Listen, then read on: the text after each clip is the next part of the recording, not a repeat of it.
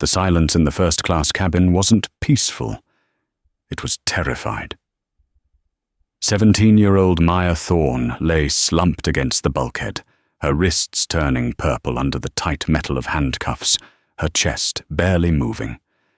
Standing over her was a flight attendant who thought she had just caught a criminal, but she was wrong. Dead wrong.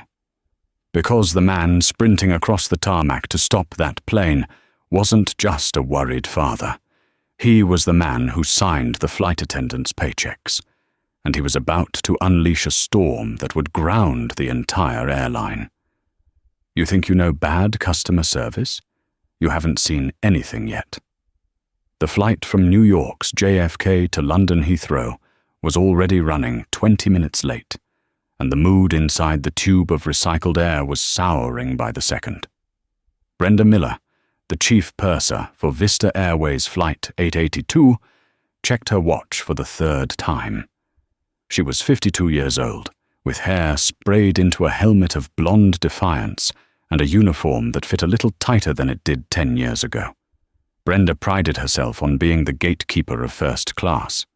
To her, the curtain separating the elite from the economy, cattle wasn't just fabric. It was a moral boundary. She was currently arranging the pre-flight champagne flutes when a shadow fell over her tray. Brenda looked up. Standing there was a girl who looked like she had gotten lost on her way to a skate park. She was wearing an oversized grey hoodie with a vintage band logo, loose-fitting joggers, and beat-up sneakers. Over her ears sat a pair of noise-cancelling headphones that probably cost more than Brenda's car payment, though Brenda assumed they were knockoffs. The girl was black, young, maybe 16 or 17, and clutching a backpack that looked heavy. "Excuse me," Brenda said, her voice dripping with that specific saccharine tone that barely masks contempt. "The economy cabin is through the aisle to your right. Just keep walking until you hit row 30. The girl, Maya Thorne, pulled one headphone cup away from her ear. She had a soft, rounded face and eyes that looked tired. "Oh no, I'm okay. I'm in 1A. The silence that followed was heavy. A businessman in 1B, a man named Mr. Henderson, who was already nursing a scotch, looked over the rim of his glasses. Brenda let out a short, incredulous laugh. 1A, honey, 1A is a window suite. It costs $12,000 for this leg. I think you're confused. Let me see your boarding pass." Maya didn't argue. She didn't roll her eyes or snap back, which ironically annoyed Brenda even more. She just unlocked her phone and held up the digital QR code. Brenda snatched the phone out of Maya's hand, a violation of protocol, but Brenda didn't care. She stared at the screen. It clearly read, Maya Thorne, Seat 1A, First Class, Priority Boarding. It had to be a glitch, or a Photoshop. "This doesn't scan," Brenda lied. She hadn't even tried to scan it yet. "Where is your physical ticket? Kids these days edit these screenshots all the time to sneak upgrades." "I don't have a physical ticket," Maya said, her voice quiet but steady. "My dad's assistant booked it digitally. Can you just scan it? I really need to sit down. I'm not feeling great." Maya was telling the truth. She had been up for 48 hours straight, finishing a coding marathon for a scholarship competition at MIT, followed by a rush to the airport to meet her father in London for his company's merger celebration. She was asthmatic, and the stress of the rush combined with the cabin pressure was making her chest feel tight. "I'm not scanning a fake ticket," Brenda snapped, handing the phone back aggressively. "You are holding up boarding. I'm going to ask you once to move to your assigned seat in economy, or I'm going to have you escorted off the plane." "I am in my assigned seat," Maya insisted, stepping forward to move past Brenda toward seat 1A. Brenda stepped physically in her path, blocking the aisle. "Don't you dare push past me. That is assault on a flight crew member. That's a federal offense." By now the other passengers were watching. Mr. Henderson in 1B sighed loudly. For God's sake, just let the girl sit or move her. We have a schedule. I'm handling security, sir, Brenda said, beaming a fake smile at him before turning her glare back to Maya. Last chance. Economy. Now! Maya's breathing was hitching slightly. She reached into her pocket. She's reaching for something, Brenda shrieked, jumping back. Maya froze, pulling out an inhaler. It's for my asthma. Put it away, Brenda commanded. I don't know what that is. You're acting erratic and aggressive. I'm calling the marshal. Aggressive? Maya whispered, looking around. I'm just standing here. You are refusing crew instructions. That is aggression. Brenda grabbed the intercom phone on the wall. Captain, we have a level 2 security threat in the forward cabin, requesting immediate assistance from the air marshal. Maya's eyes went wide. Wait, no, please. My dad. Just call my dad. His name is Matteo. I don't care if your daddy is the Pope, Brenda hissed. You picked the wrong flight to play games on. The air marshal, a man named Officer Jim Miller, no relation to Brenda, though they shared a similar temperament, had been napping in row 4. He was groggy, irritated, and had a headache. When he arrived at the front of the plane, he saw a terrified teenage girl holding an inhaler and a red-faced flight attendant pointing a manicured finger. What's the situation? Officer Miller barked. She's attempting to steal a first-class seat using a forged digital pass, refusing to move to economy, and she made a threatening motion toward me with that object, Brenda recited, checking off the boxes of her fabricated narrative. Officer Miller turned to Maya. He was a large man, imposing, with a buzz cut and a cheap suit. Miss, step off the aircraft. Now. I have a ticket, Maya pleaded, holding up her phone again. Please, just scan it. Why won't anyone scan it? We don't scan forgeries, Miller said, grabbing Maya's upper arm. His grip was bruisingly tight. Ow! You're hurting me! Maya yelped, trying to pull her arm back. Resisting arrest, Brenda shouted. See, I told you she was violent. I'm not resisting, Maya cried out, panic truly setting in now. Her chest was tightening rapidly. The air in the cabin felt thin. I need my inhaler, please. Drop the object, Miller commanded, slapping the inhaler out of her hand. It skittered across the floor and slid under seat 1B. No, Maya gasped. She dropped to her knees to reach for it. Miller took this as a combat move. He tackled her. The sound of a 17-year-old girl hitting the floor of the galley was a dull, sickening thud. A collective gasp went through the cabin. Hey! A woman in row 2 stood up. That is a child. Get off her. Sit down, ma'am, or you'll be detained too, Miller shouted, pressing his knee into Maya's back. Maya was small, barely 110 pounds. Miller was over 200. I can't breathe, Maya wheezed, her face pressed against the rough airline carpet. You have enough breath to talk. You can breathe, Miller recited the old, dangerous fallacy. He reached for his belt and pulled out a pair of zip-tie handcuffs, the heavy-duty plastic kind used for unruly passengers. He yanked Maya's arms behind her back. The angle was awkward, and Maya screamed in pain as her shoulder popped audibly. Stop fighting, Miller yelled, cinching the zip ties so tight they cut instantly into her skin. Check the passenger list, the woman in row 2 screamed. Just check the damn list. Brenda finally walked over to the flight computer, looking smug. Fine, I'll prove it to you all so we can get this delinquent off the plane. She tapped on the screen, scrolling down to seat 1A. She expected to see vacant or Mr. Smith. She stared at the screen. 1A, Thorne, Maya. Status, VIP, do not disturb. Affiliation, Board of Directors, family. Brenda's heart skipped a beat. She blinked. The screen didn't change. She looked at Maya, who was now pinned to the floor, handcuffed, gasping for air like a fish out of water. Brenda felt a cold wash of dread, but her pride was a powerful drug. She couldn't be wrong. Not now. If she admitted she was wrong now, after the marshal had tackled the girl, she would be liable. It must be a computer error, Brenda muttered to herself. The system is hacked. She's a hacker. That's why she has the computer stuff in her bag. Get her up, Brenda said to Miller, doubling down. Get her off the plane. The police are waiting at the jet bridge. Miller hauled Maya up by her handcuffed wrists. Maya let out a low moan, her eyes rolling back in her head.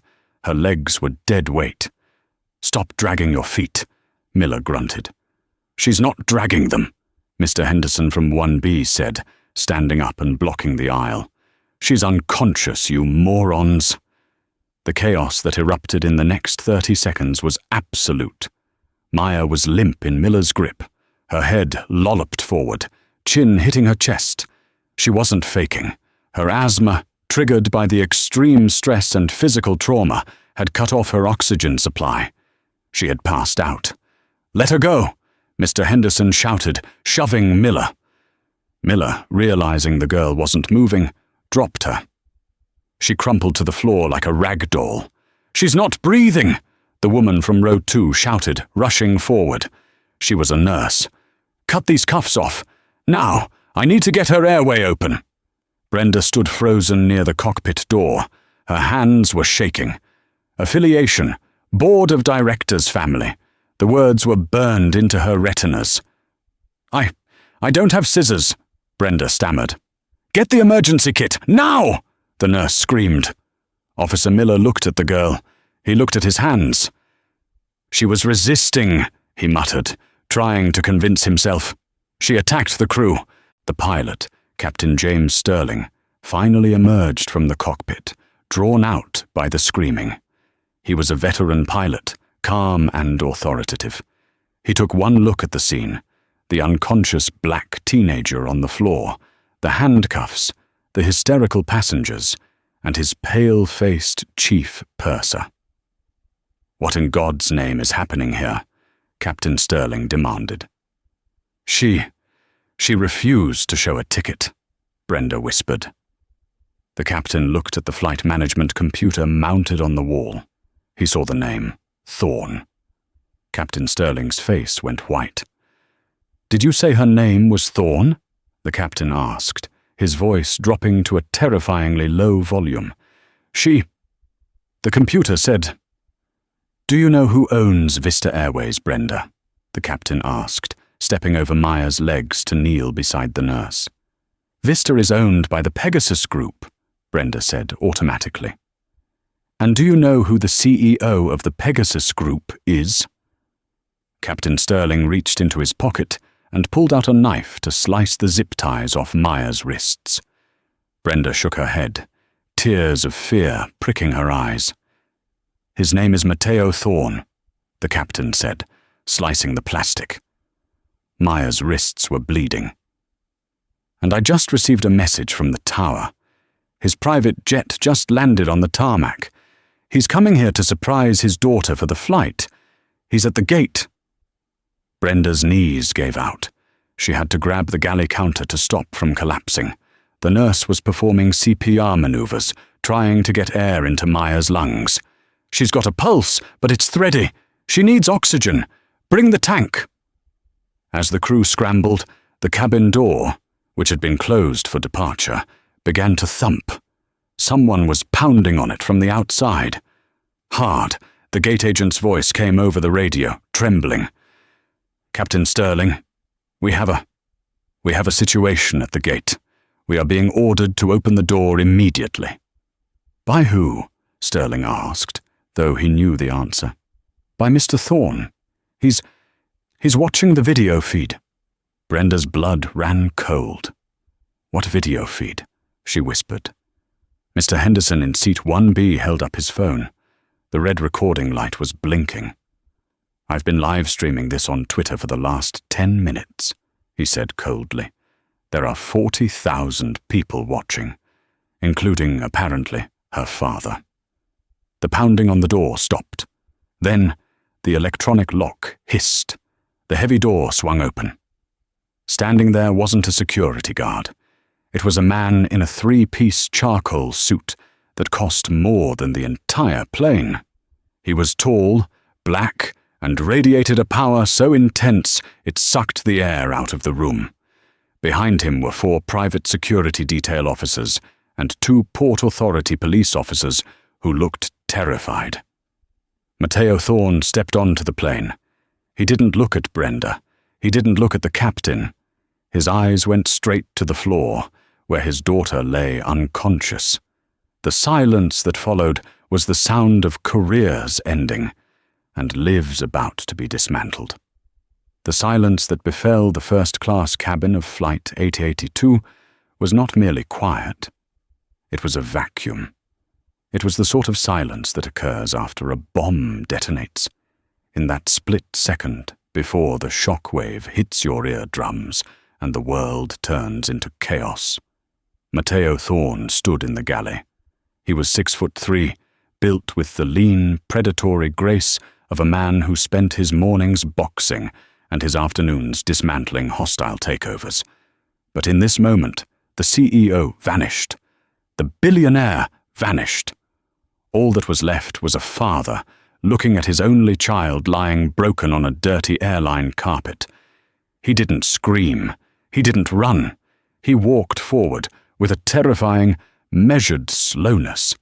The sound of his Italian leather Oxfords on the thin carpet sounding like hammer strikes in the dead silence. Captain Sterling, realizing the gravity of the man approaching, stepped back, bowing his head slightly. He knew that the hierarchy of the aircraft, pilot, co-pilot, crew, had just been obliterated. There was now only Matteo Thorne and everyone else. Matteo knelt beside Maya. His movements were incredibly gentle, a stark contrast to the violence that had just occurred. He reached out a hand, his cufflink catching the overhead light, and brushed a stray braid away from Maya's forehead. Her skin was clammy, ash-grey. The oxygen mask the nurse had applied was fogging up with her shallow, ragged breaths. "Baby girl," Matteo whispered. His voice cracked just a fraction. It was the only sign of weakness he would show. "Maya, Dad's here." Maya didn't stir. Her eyelids fluttered, the whites showing, but she remained in the dark. "She's stable, but her pulse is erratic," the nurse said, her voice shaking as she looked up at the man she recognized from magazine covers. She had a severe asthma attack induced by trauma. She was hypoxic for maybe a minute. She needs a hospital. Now. Matteo nodded slowly. He didn't look away from his daughter's face. He placed 2 fingers on her neck, needing to feel the pulse himself. When he found the weak, thready rhythm, his jaw tightened so hard a muscle feathered beneath his ear. He looked at the red marks on her wrists. The skin was broken where the zip ties had dug in. There was a bruise forming on her cheekbone where she had hit the floor. Slowly, terrifyingly, Matteo stood up. He didn't turn to the captain. He didn't turn to the police officers waiting by the door. He turned to the corner of the galley. Brenda Miller was pressed against the beverage cart, her face the color of old parchment. Next to her, Officer Jim Miller stood with his feet apart, chest puffed out, still trying to wear the armor of his authority, though his eyes darted around nervously. Matteo looked at Brenda. He didn't blink. He didn't scowl. His face was a mask of cold, absolute zero. "Who?" Matteo asked. One word. Soft. Lethal. Brenda opened her mouth, but no sound came out. Her throat had closed up. Officer Miller stepped forward, hitching his belt. "Sir, I am the air marshal on this flight.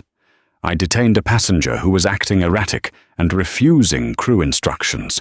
I followed protocol to—" "Protocol." Matteo repeated the word as if tasting something rotten. He stepped closer to Miller. The air marshal was a big man, but Matteo Thorne loomed over him with an energy that made Miller shrink. Matteo reached down and picked up the severed zip ties from the floor. He held them up, dangling the bloody plastic in front of Miller's face. "Is this protocol?" Matteo asked, his voice dropping an octave. "Handcuffing a minor? A 17-year-old girl with no weapon? A girl who weighs 100 pounds soaking wet?" She resisted," Miller stammered, sweat breaking out on his upper lip. "She reached for a weapon." "An inhaler," Mr. Henderson's voice cut through the air from seat 1B. The businessman was still standing, his phone still raised, recording every second. "She reached for an inhaler. And this woman," he pointed a trembling finger at Brenda, "told you it was a threat because she didn't like the way the girl looked." Matteo's eyes slid to Brenda. Brenda felt her knees liquefy. "Mr. Thorne, sir, I didn't know. The system, it didn't scan her ticket. I thought she was a stowaway. I was trying to protect the flight." "You thought she was a stowaway," Matteo repeated flatly. He took a step toward her. Brenda flinched, as if he were going to strike her. Matteo stopped a foot away. He smelled of expensive cologne and cold rage. "My daughter has flown on this airline since she was 3 years old. She has logged more miles on this fleet than you have. You didn't check the manifest, did you?" Did you check the manifest?" Matteo's voice rose, just a fraction, like a crack of thunder in the distance. "No," Brenda whispered, tears spilling over her heavy makeup. I assumed." "You assumed," Matteo finished for her. "You looked at a black teenage girl in a hoodie, sitting in a seat she paid for, and you assumed she didn't belong there. And because of your assumption, my daughter is unconscious on the floor."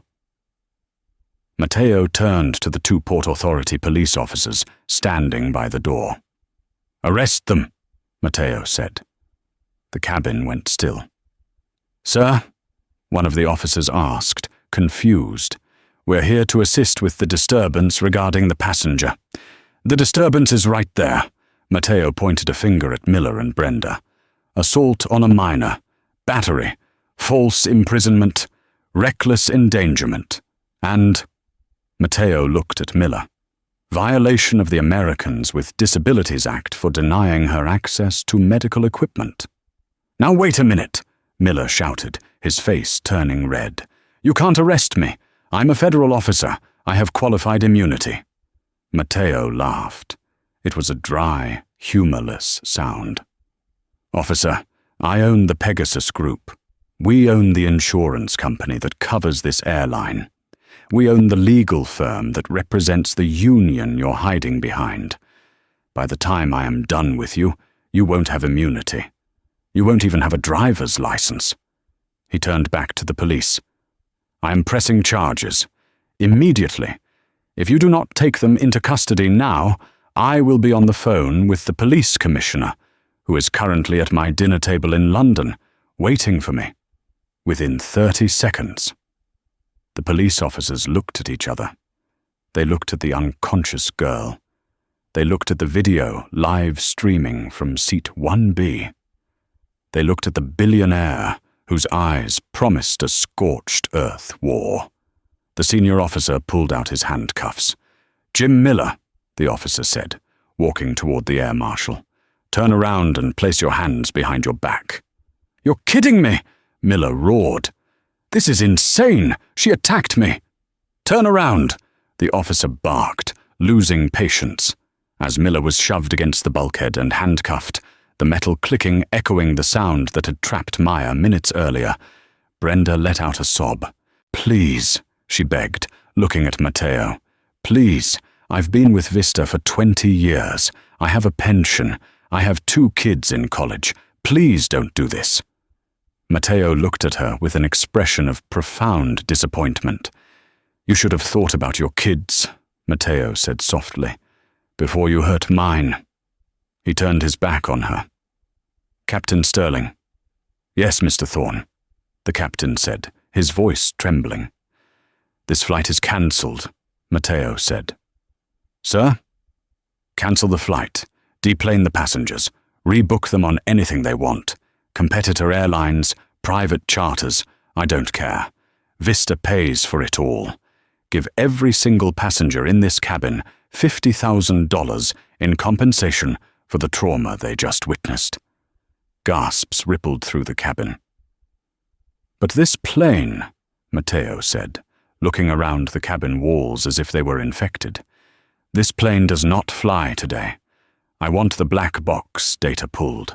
I want the cabin video logs secured, and I want this crew off my property." Medics finally rushed through the door with a stretcher, pushing past the police who were dragging a struggling Miller and a weeping Brenda off the jet bridge. "Clear the way!" the medic shouted. Matteo stepped back immediately, his commanding presence instantly replaced by parental terror. He watched as they lifted Maya's limp body onto the stretcher. Her arm fell off the side, dangling lifelessly until the medic tucked it back in. "Mr. Thorne, you can ride in the ambulance," the medic said. Matteo nodded. He adjusted his jacket, though his hands were shaking. He looked at Mr. Henderson in seat 1B. "Sir," Matteo said. Mr. Henderson lowered his phone. "Mr. Thorne, did you get it all?" "Every second," Henderson said grimly. "Cloud backup is already complete." "Good," Matteo said. "Don't delete a single frame. My lawyers will be in touch." Matteo turned and followed the stretcher out of the plane, leaving behind a stunned cabin, a cancelled flight, and 2 empty careers. The atmosphere in the plane wasn't just heavy. It felt like the air itself had been judged and found wanting. The karma hadn't just hit, it had decimated the target. But for Matteo, the war hadn't even started. The real battle, the one for his daughter's life and dignity, was waiting at the hospital. The private wing of St. Jude's Hospital in London smelled of lavender and industrial antiseptic, a scent designed to mask the odor of fear, but failing. In room 404, the only sound was the rhythmic, mechanical whoosh-click of a ventilator. Maya Thorne lay in the center of the bed, looking smaller than she ever had in her life. Wires snaked from beneath her hospital gown, connecting her to a tower of blinking monitors. Her face was pale, almost translucent, save for the dark purple bruising blossoming across her cheekbone and the angry, raw lacerations on her wrists, where the zip ties had bitten down to the dermis. Matteo Thorne sat in a stiff leather chair next to the bed. He had not moved for 6 hours. He had not taken off his suit jacket, though it was wrinkled now. He had not checked his stock portfolio. He had not eaten. He was holding Maya's hand. Her fingers were cold. Dr. Oris Thorne, no relation, a coincidence that Matteo found briefly irritating, entered the room with a tablet. He looked grave. "Mr. Thorne?" the doctor said softly. Matteo didn't look up. "Tell me." "We've managed to stabilize her oxygen levels," Dr. Aris said, keeping his voice low. "But the asthma attack triggered a condition called status asthmaticus. Essentially, her airways locked down tight. She was without sufficient oxygen for approximately 90 seconds before the nurse on the plane began CPR. Matteo flinched. 90 seconds! In the business world, 90 seconds was nothing. In the human brain, it was an eternity. "Is there brain damage?" Matteo asked. The question felt like a shard of glass in his throat. "It is too early to tell definitively," the doctor admitted. "We have induced a light coma to let her brain and lungs heal. The swelling in her shoulder is severe. She has a torn rotator cuff from the way she was handled. That will require surgery once she is stable. But right now, we are fighting the inflammation." The doctor paused. "She is fighting, Mr. Thorne, but she is very weak. The physical trauma combined with the hypoxic event. It was a massive shock to her system. Matteo nodded slowly. He finally looked up. His eyes were red-rimmed, but dry. Do whatever you have to do. Bring in specialists from Switzerland, from Tokyo, I don't care. Money is not an object. If you need a machine you don't have, buy it. If you need a drug that isn't approved here, fly it in.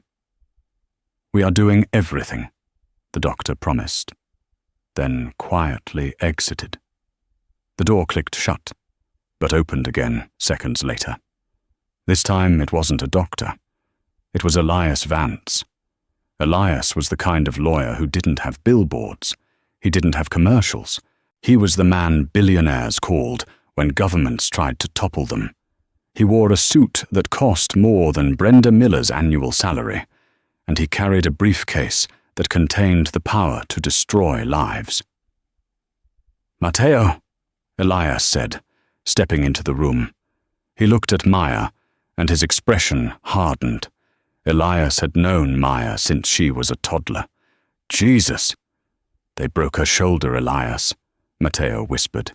He pulled her arms back and snapped it. Elias set his briefcase down. "I saw the video. Henderson sent over the raw file. It has sound. You can hear the joint pop." Matteo closed his eyes. "Where are they?" "Brenda Miller and Jim Miller are currently in a holding cell at Heathrow's detention center," Elias said, opening a file. "They have been assigned public defenders. However, the airline's legal team is already trying to spin this. They released a preliminary statement 20 minutes ago." Matteo's head snapped up. "Read it." Elias adjusted his glasses and read from his phone. "Vista Airways is aware of an incident on Flight 882. Preliminary reports suggest a passenger became unruly and aggressive, forcing crew members to follow standard security protocols to ensure the safety of the aircraft. We are cooperating with authorities." The air in the room temperature dropped 10 degrees. "Unruly," Matteo repeated. He looked at his comatose daughter. "Aggressive."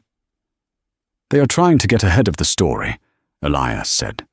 "They don't know about the live stream yet, or they hope it wasn't recorded. They are betting that a black teenager in a hoodie looks guilty enough to the public that they can settle this quietly." Matteo stood up. He walked to the window, looking out at the rainy London skyline. "I don't want a settlement, Elias." "I know." "I want Vista Airways to cease to exist," Matteo said calmly. "I want their stock to trade at zero. I want the CEO resigned. I want Brenda Miller to lose her pension. I want Jim Miller to go to federal prison for 20 years. "That's a tall order, Matteo," Elias said. "The union will fight for them. They'll claim qualified immunity. They'll dig up dirt on Maya. They'll say she looked like a threat." Matteo turned around. The look on his face made Elias, a man who had stared down cartels, step back. "They can try," Matteo said. "Release the video, not the edited version. The whole thing. Send it to CNN, BBC, Al Jazeera, and file the civil suit. I'm suing Brenda Miller and Jim Miller personally. Not just the airline. Them. Take their houses. Take their cars. Take their future." "And the charge?" Elias asked, taking out his pen. "Attempted murder," Matteo said. The trial of the state versus James Miller and Brenda Miller did not begin with a bang. It began with a suffocating, heavy silence. The warm mahogany interior of the London Crown Court usually felt like a place of tradition and order. Today, it felt like a gladiatorial arena. The public gallery was packed, shoulder to shoulder.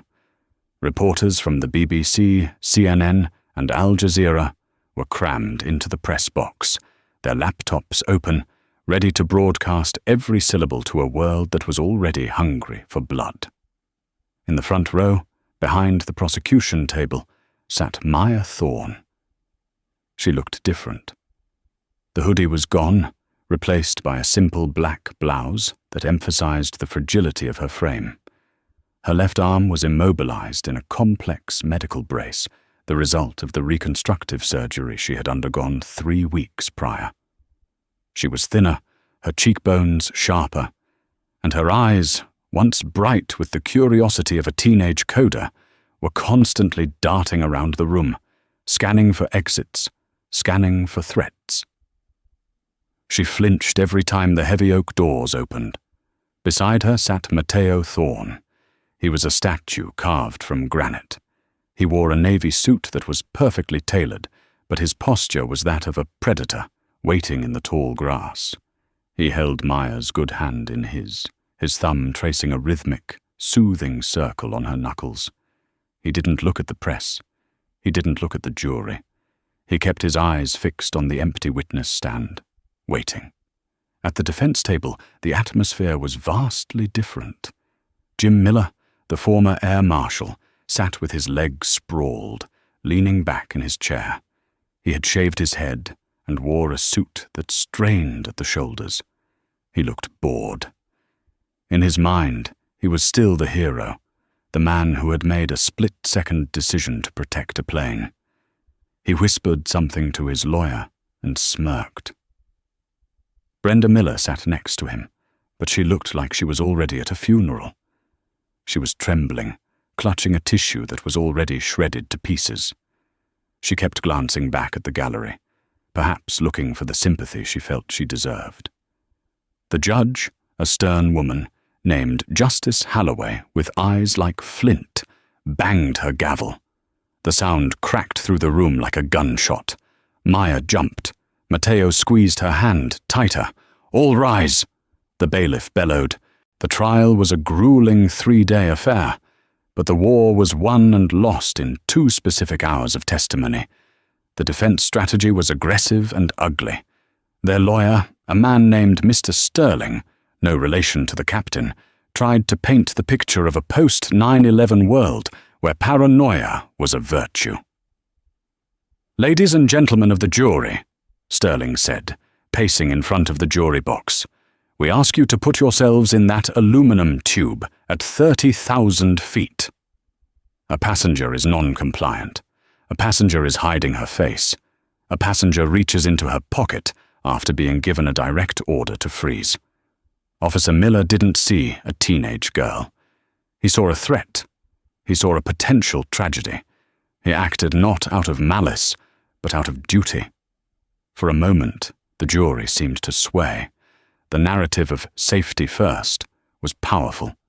Then, the prosecutor, a sharp-witted King's Counsel named Eleanor Vance, called James Miller to the stand. Miller walked up confidently. He took the oath with a booming voice. He sat down and adjusted his tie, ready to charm the room. "Mr. Miller," Eleanor began, her voice deceptively soft, "you stated in your police report that the victim was combative. Is that correct?" "That is correct," Miller nodded. She was resisting commands.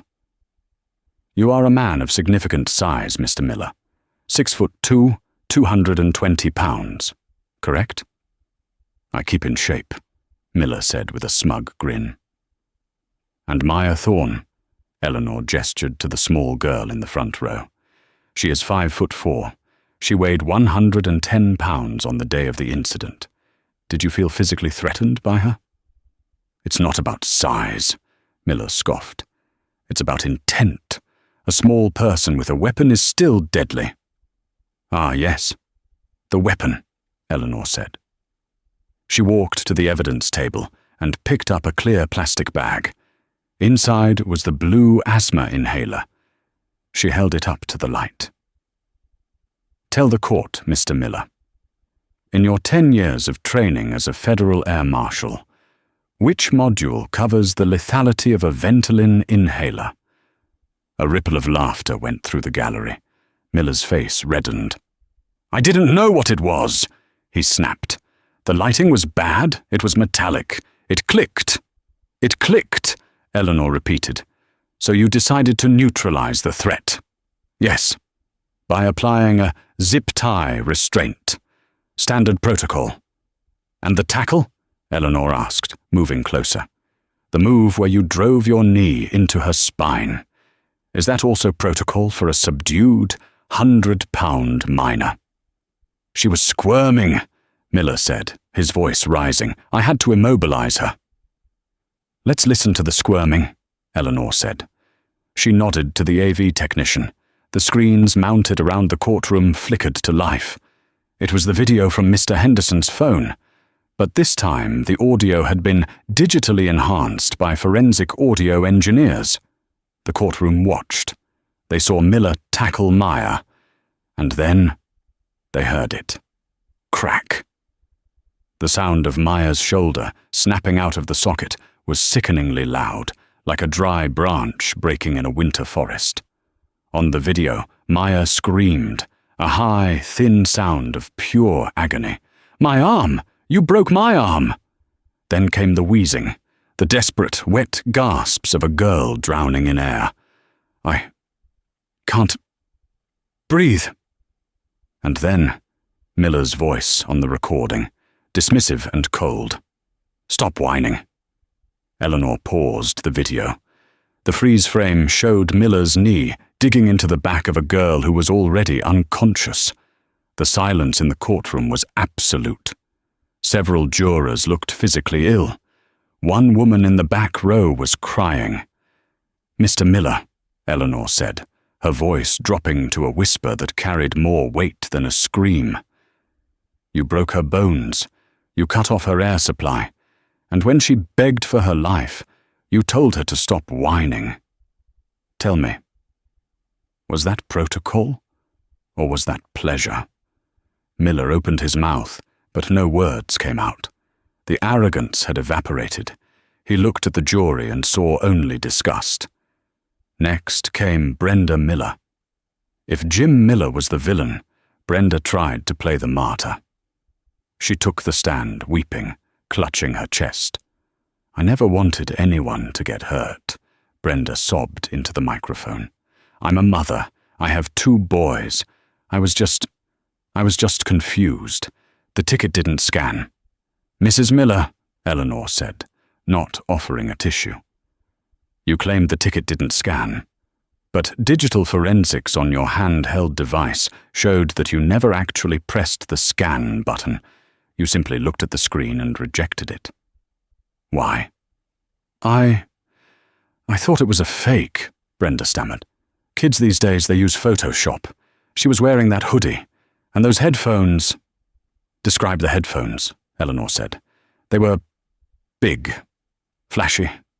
They looked gang-related." Mateo Thorne shifted in his seat.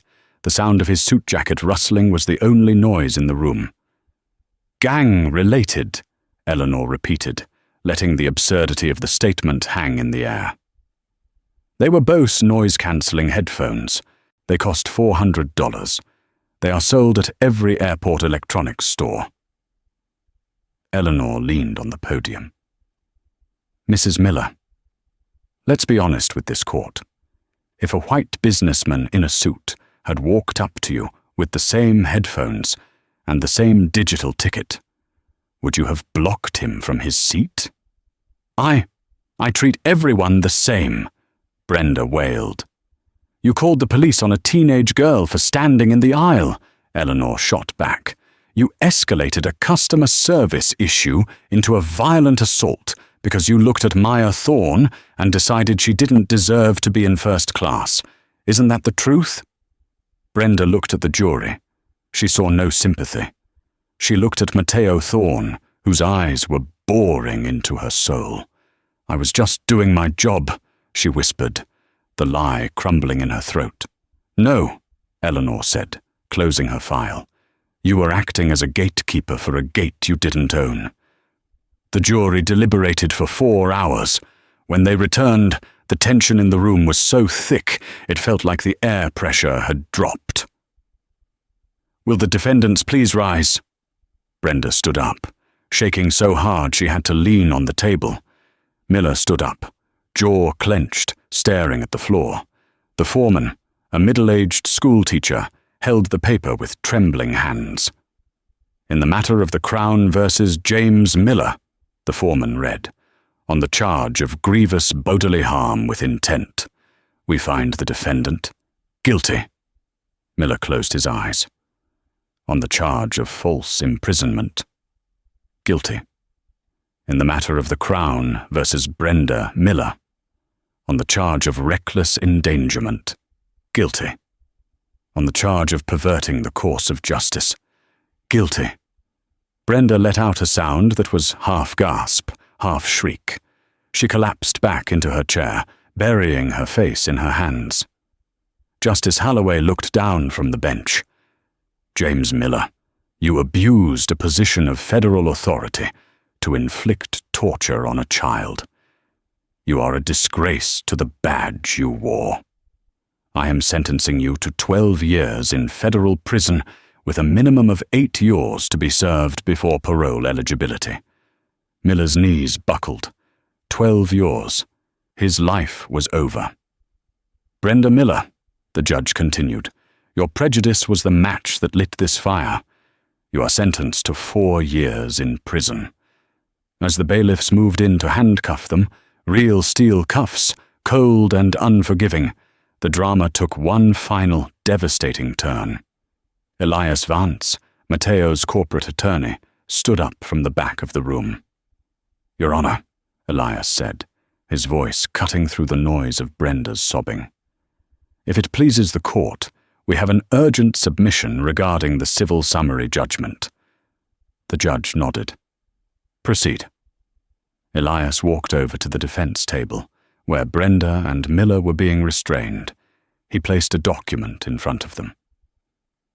This morning, Elias announced, turning to the press gallery, the High Court granted a summary judgment in favor of Maya Thorne for civil damages. He looked at Brenda. Mrs. Miller, you testified that you were worried about your pension and your home. The court has found you liable for $1.5 million in punitive damages. Since you cannot pay this sum, the court has ordered the immediate seizure of your assets. Brenda looked up, mascara running down her face. What? Your house at 44 Oak Lane has been placed in receivership as of this morning, Elias said coldly. The locks have already been changed. Your pension fund has been garnished in its entirety to pay for Miss Thorne's medical rehabilitation. Brenda screamed. It wasn't a word. It was a raw, primal noise of someone watching their entire existence vanish. My house! You can't take my home. My kids live there. You took my client's safety, Elias said, unmoved. You took her health. Now, the law takes your equity. He turned to Miller. Mr. Miller, you are liable for $4 million. You will never own a car again. You will never own a home again. Every paycheck you earn for the rest of your life, after you leave prison, will be garnished by 60% until the debt is paid. You are physically bankrupt, and you are morally bankrupt. Mateo Thorne stood up. He buttoned his jacket. He looked at the two people who had almost killed his daughter, now reduced to weeping, broken ruins in cheap suits. He didn't say a word to them. He simply turned to Maya. Ready? He asked softly. Maya looked at Miller, who was being dragged toward the holding cells, shouting at his lawyer. She looked at Brenda, who was sobbing on the floor. For the first time in 6 months, the tightness in Maya's chest loosened. The invisible handcuffs were gone. I'm ready, Maya said. They walked out of the courtroom doors and into the blinding flash of the cameras, leaving the darkness behind them. 12 months had passed since the incident on Flight 882. The world moved on, as it always does. But for the people involved, the scars and the consequences were permanent. On a rainy Tuesday morning in Queens, Brenda Miller stood at a bus stop. She wasn't wearing a tailored flight attendant uniform anymore. She was wearing a faded blue smock with a name tag that read, Brenda, trainee. She was 53 years old and working the checkout counter at a discount grocery store 3 towns over. Her house on Oak Lane was gone, sold at auction to pay the court judgment. Her pension was gone. Her friends from the airline had stopped calling months ago. As the bus splashed through a puddle, soaking her shoes, Brenda looked up at a digital billboard towering over the highway. It was an advertisement for TechCrunch Disrupt, the world's biggest technology conference. And there, 50 feet tall, was a face Brenda knew better than her own children's. It was Maya Thorne. Maya looked powerful in the photo. She was wearing a sleek white suit, her arm fully healed, holding a smartphone. The caption read, "Maya Thorne, CEO of AeroGuard, the app that is changing passenger safety forever." Brenda looked at the billboard, then looked down at her cracked phone screen. She felt a bitter lump in her throat. She had tried to crush a girl because she looked like trouble. Instead, she had turned that girl into an icon. Meanwhile, inside the maximum security wing of FCI Danbury, inmate number 8193S02, formerly James Miller, sat on his bunk. He was staring at the wall. His appeal had been denied yesterday. He had 11 years left. He had lost his marriage, his badge, and his freedom, all because he couldn't let go of his ego for 30 seconds. But 3,000 miles away, at JFK International Airport, the real story was unfolding. The terminal was bustling. Matteo Thorne stood near the entrance of the first-class lounge, checking his watch. He looked nervous, more nervous than he had ever been in a boardroom. "You don't have to do this, Maya," Matteo said softly, as his daughter walked up beside him. "We can take the private jet. We never have to fly commercial again." Maya adjusted her backpack. It was the same backpack she had worn that day, but the hoodie was gone. She wore a confident leather jacket and jeans. "No, Dad," Maya said, her voice steady. "If I take the private jet, they win. If I hide, I'm still the victim. I need to get back on that plane." She held up her phone. On the screen was the app she had built during her recovery, AeroGuard. It allowed passengers to securely upload medical profiles and disability rights directly to the flight crew's manifest, creating an immutable digital record that no prejudiced gate agent could ignore. The app had been downloaded 5 million times in the last month. "Okay," Matteo smiled, pride shining in his eyes. "Let's go." They walked toward gate B12. As they approached the podium, Maya's heart hammered against her ribs. The memories flashed back. The yelling, the handcuffs, the floor, the darkness. Her breath hitched. She reached for her pocket, touching her inhaler. "I am safe. I am strong." The gate agent looked up. It was a young woman, new to the job. She took Maya's boarding pass. She scanned it. Beep. The agent looked at the screen, then looked up at Maya. Her eyes went wide. "Oh," the agent said. You're her." Maya stiffened, waiting for the judgment, waiting for the hassle. But the agent didn't scowl. She smiled, a genuine, warm smile. "I use your app," the agent said. "My little brother has autism. We used to be terrified to fly because people didn't understand him. AeroGuard changed everything for us. Thank you, Miss Thorne." Maya let out a breath she felt like she'd been holding for a year. "You're welcome?" "Welcome aboard," the agent said. "Seat 1A is ready for you." Maya walked down the jet bridge. The tube felt the same. The smell of jet fuel and coffee was the same. But the power dynamic had shifted. She stepped onto the plane. The chief purser was waiting at the door. It wasn't Brenda. It was a man named David, who had been following the news. When he saw Maya, he didn't block the aisle. He stepped aside, bowing his head slightly in a gesture of profound respect. "Ms. Thorne," David said, "it is an honor to have you flying with us. Captain Sterling requested to fly this leg personally when he saw your name on the manifest." "Captain Sterling is flying?" Matteo asked, stepping on board behind her. "Yes, sir. He wanted to make sure you had the smoothest flight of your life. Maya walked to seat 1A. She sat down. The seat was soft. The window looked out over the tarmac, the world waiting below. She wasn't the girl in the hoodie anymore. She wasn't the victim on the floor. She was Maya Thorne, survivor, CEO, and daughter. She looked at her dad in seat 1B. "We made it," she whispered. Matteo reached across the aisle and squeezed her hand. "We sure did." The engines roared to life, a sound of power and freedom, as the plane lifted off the runway, climbing higher and higher, leaving the ground and the past far behind. Maya didn't reach for her inhaler. She just took a deep breath. And finally, she could breathe. And that is the story of how one moment of prejudice brought down an entire airline crew and gave birth to a movement. Brenda Miller and the air marshal thought they were enforcing the rules, but they forgot the most important rule of all: respect. They judged Maya by her clothes and her skin's color, never bothering to check the one thing that mattered: the truth. In the end, they paid for their arrogance with their careers and their freedom, while Maya turned her pain into power. It's a harsh reminder that karma doesn't always come immediately, but when it does, it doesn't miss. So, what do you think? Did the flight crew get what they deserved with those prison sentences?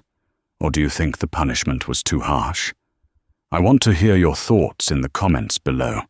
Let's get a debate going. If you enjoyed this story and want to see more real-life dramas where justice is served, please smash that like button. It really helps the channel. And don't forget to subscribe and hit the notification bell so you never miss a story. Thanks for watching, and I'll see you in the next video.